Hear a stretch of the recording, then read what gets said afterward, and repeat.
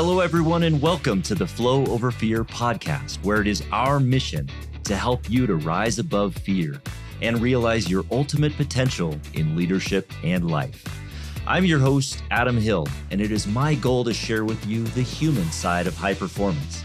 My guests share their experience with fear, anxiety, struggle, challenge, and most importantly, despite all of it, how they rose above it to achieve incredible results. So, if you're ready to rise up, let's get started.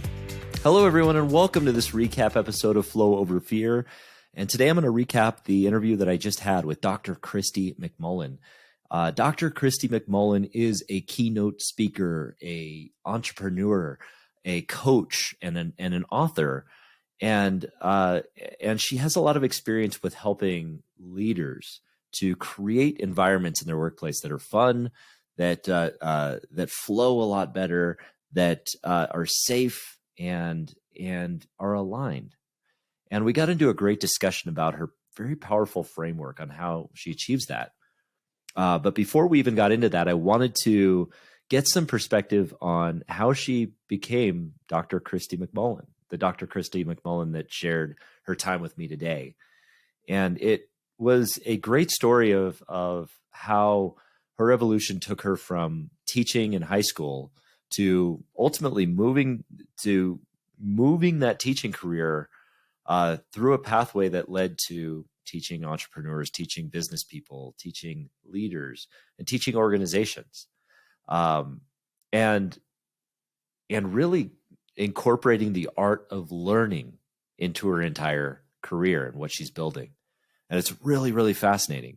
So starting as a high school teacher, she quickly evolved into a new project where she was actually teaching teachers. And that evoked a little bit of fear in her. There was a fear of failure that she'd mentioned that she had, that she might not be able to help in the right way in that scenario. But what ended up happening is as she continued to navigate through that fear, and as she leaned into that, what she called the bias toward action, that she continued to improve and just really, really chisel away at this natural talent that she had in education and in leadership.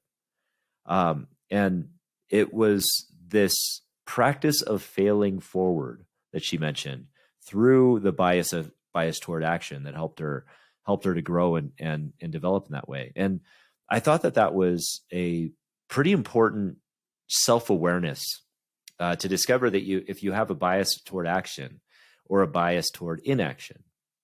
And this touched on a point that both of us were able to talk on a little bit, which was, when you're living in fear, there may be more of a bias toward inaction, right? There's more, if you're living as underneath the thumb of fear, that there's a bias toward inaction. And if you're not moving, you're not growing.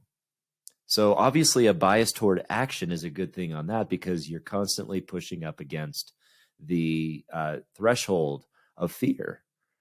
But a lot of times it could cause trouble. And Dr. Christie expressed this. It could cause trouble if you're not thoughtful about that action. So it's important to kind of take a step back and put that governor on of being biased toward thoughtful action. And that'll help to fail forward. And that's ultimately what she did, is she continued to build her craft and evolve from that teaching high school, teaching teachers, and then eventually teaching within organizations. There was a lot of great nuggets of wisdom that we learned here, and we got ultimately into a framework which really addresses the idea that a lot of companies get stuck in this idea of that's the way we've always done it. And as a leader in an organization myself, I'm guilty of that. And I understand that. And I've heard that a number of times. Well, this is the way we've always done it, so we should keep doing it this way. Instead of looking at meaningful change on what's going to move the needle and make the difference on, what can make us better. And what that requires is continuous learning how we can become better, learning new skills, learning to make our environment fun and safe and memorable. And she'd mentioned a statistic that 90% of the time that we spend in our work environment is usually spent in the performance zone, meaning we're performing what our tasks are. We have to perform and do our actual job in high stakes scenarios. And we may not have time to like really work in a sandbox or practice those scenarios. And in those instances, that creates a lot of fear because there's uncertainty and there's high stakes and there's not a lot of experience. And we haven't really built that alignment because as Dr. McMullen also said, it takes 18 times doing something in front of somebody in order to master it. But if we're in the performance zone, we're just doing it without having mastered it yet. And that in the high stakes scenarios, that causes a lot of fear. So that other part of the time we spend in the learning zone, and that's where we learn the process. That's the safe area the sandbox where we can build the tools, build the resources to actually learn and develop our skills so that we can grow. Growth doesn't really happen in the performance zone. That's the thing. We don't really grow in there. We just do. But we grow in the learning zone. And that way, when we take that to the performance zone, we can do so with more courage and more conviction. And we can dig into some of those 18 times that we need to accomplish a task in front of people before we master it. And that kind of got into the framework that Dr. Christie employs, which is essentially the AIM framework, and that involves how companies look at their systems. And within that really incorporates the ideas of analyzing what the business is, which means looking at really what's working, what's not working, and what are we doing well in the company, and how can we continue to do that, what's not working, and essentially really being self-aware of what that is, and then looking at the improvements that we can make to the existing systems that we have. And it's within those improvements that we address those in the framework of safe, logical, fun, and memorable. Safe, we got into a bit of a discussion on that in terms of what safe means in this context. It doesn't mean that that we're practicing safety standards within an organization, but of course that's important, especially if you're in a high safety incorporated company. But what it means in this context is really the psychological safety. It's being able to allow a space where employees, where people within the organization can be authentic to themselves. And of course, that gets to the bigger picture of culture: is, do we have the right people in the right seats? Are we living out our core values as people? Are we aligned on that? And if we're aligned on that, then we should be able to create a culture of authenticity where everybody's able to live authentically. And that leads to that's really what a safe environment looks like. And then the logical part is really that idea of how we're creating a plan, how we articulate a plan, how we're communicating a plan, and how we're sticking to the plan, and how we're making sure everybody understands, that direction, that we're giving the context to people on that plan, and that it's fun. And this was a big topic that we got into, because that fun part is what really helps alleviate a lot of the fears too. Certainly having a safe and logical environment alleviate a lot of the fears that an organization can have, because an organization can have fear just like people can have fears.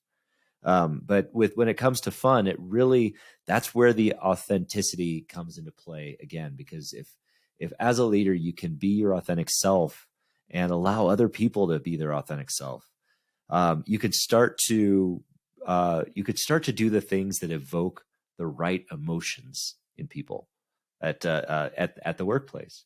In Christie's case, it's giving people scratch and sniff stickers, which of course for people in our generation is, is a nostalgic thing where we used to be rewarded with stickers like that. And so even today as adults, as people in our 40s or 50s, if we're receiving stickers, sometimes that can be a powerful, fun tool. And then the final piece is that it's memorable, that we get to walk away with something in that framework of improvement. And she used an interesting guide here that told us how that looks. It's called sprinkle, splash, flood, drip, drip, drip, and it's related to how rain falls in Florida, which is quite a lot. But in this context, it means sprinkle, splash. We're preparing people. We're giving them the teaser or the preview for what's to come if it comes to the training or what's to come, and so that they're made aware that something is coming, and we're giving them clarity on what to expect in that framework. And then when we flood, that's the experience itself. That's the training. That's the change. That's the rollout. That's whatever it may be, but that's the flood. But it doesn't stop there, because it's still people can't be expected to remember everything just when it's presented. So we have to drip, drip, drip, 3 times drip, which means that we have to follow up on that and actually follow up on that information and make sure that it was retained and take the necessary steps to make sure that we communicated as leaders effectively. And that's how the improvements are generated and created, so that we can get to move to the movement piece of AIM, which is creating that excellence for everybody. And we go into great detail on this in our interview, and I hope you'll listen to it, because there was a lot of incorporation on how this framework and how Dr. Christie's work can help people to elevate above organizational fear, especially in difficult times. In difficult times where the economy may be facing recession, or you're facing layoffs, or there's challenging times in the business, it's difficult to start these systems. But if you have them in place, and as Christie said, it's never too late to start. But if we have these systems in place, then we're able to continue to lean into them more, even during difficult times, and make our organizations better. As a leadership team, incorporating any kind of change can be a challenge, and getting people to buy in can always be a challenge. And that's where the 3 times follow-up is really important. And Dr. McMullen actually touched on something that was pretty powerful in that too, which is when we think of big tasks or big things that we have in front of us, a lot of times we think of the idea of eating an elephant one bite at a time. But she added another element to it, which I thought was very important, that it's easier to eat an elephant, not just one bite at a time, but when we eat it with friends, meaning we have a team that is aligned, that knows the trajectory, knows the goals, knows where we're going, knows what we have to do, and that we're working together in alignment, and everybody knows their role to actually achieve those goals. And then rolling it out to the rest of the organization so that everybody knows their goals. That helps to alleviate the organizational fear that we might be experiencing, and rise above it even individually. As leaders, it's pretty normal for us to feel fear when things are disorganized, when we feel like things are uncertain, when we feel like we don't have control. But if as leaders we can grasp on to these types of frameworks and build alignment around them, and build alignment around our plans, our goals, our targets, then it's easier for us to tackle the big projects one step at a time, one bite at a time.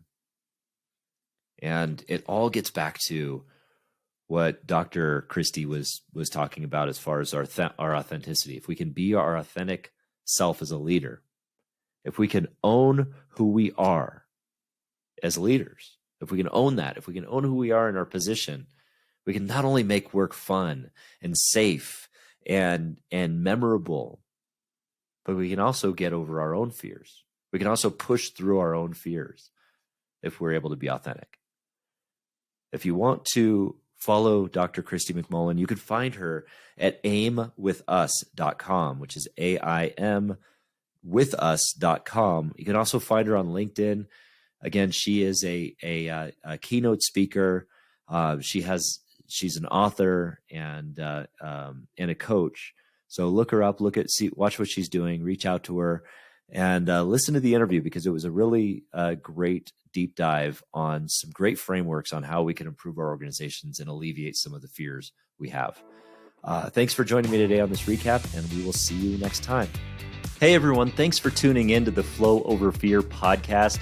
If you'd like to learn more about getting into flow and learn the foundations of flow, I have a free video series on my website at www.adamcliffordhill.com called The Foundations of Flow.